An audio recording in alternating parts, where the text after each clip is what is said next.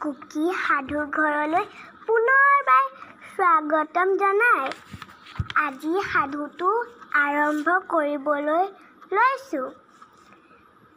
যদিহে ভাল লাগে মোৰ চেনেলটো ছাবস্ক্ৰাইব কৰি দিব, লগতে লাইক আৰু শ্বেয়াৰ কৰি মৰম দিব।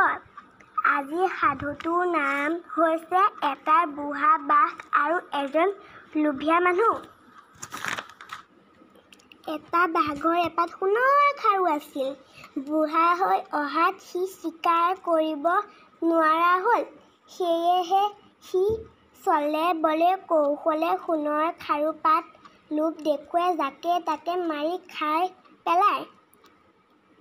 কেতিয়াবা তাৰ চলাহী কথাত যেতিয়া কোনো ভুল নাযায়, তেতিয়া সি কেইবাদিনলৈও লঘোণে ভোকে থাকে। এদিন সি সোণৰ খাৰুপাত লৈ এখন নদীৰ পাৰত থকা এজোপা গছৰ তলত বহি আছিল। তেনেতে সেই বাটেদি এজন বাটৰুৱা আহি আছিল। বাটৰুৱাজন যেতিয়া গছৰ তল পায়হি, তেতিয়া বাঘে ক'লে, "এই সোণৰ খাৰুপাত মই তোমাক দান দিব খোজোঁ। আহা মোৰ হাতৰ পৰা লৈ যোৱাহি।" সোণৰ খাৰুপাত দেখি বাটৰুৱাৰ মনত লোভ উপজিল। তাৰ সোণৰ খাৰুপাত ল'বৰ মন গ'ল। কিন্তু বাঘক বিশ্বাস কৰিব নোৱাৰি সি ক'লে, "তোমাক বিশ্বাস কৰিব নোৱাৰি। তুমি যদি মোক খাই পেলোৱা।" বাঘে ক'লে, "মই বুঢ়া হ'লো। মৰিবলৈ মোৰ আৰু 2টা দিনহে আছে। ডেকা বয়সত বহুত অত্যাচাৰ কৰিলোঁ। বহুতকে বধ কৰি বৰভোজ খালোঁ। এতিয়া মোৰ লোভ, মোহ, বল শক্তি একো নাই। খাৰুপাত চমজাই দি মই চকু মুদি বৈকুণ্ঠগামী হোৱাৰ বাবে ঈশ্বৰৰ নাম লৈ আছোঁ।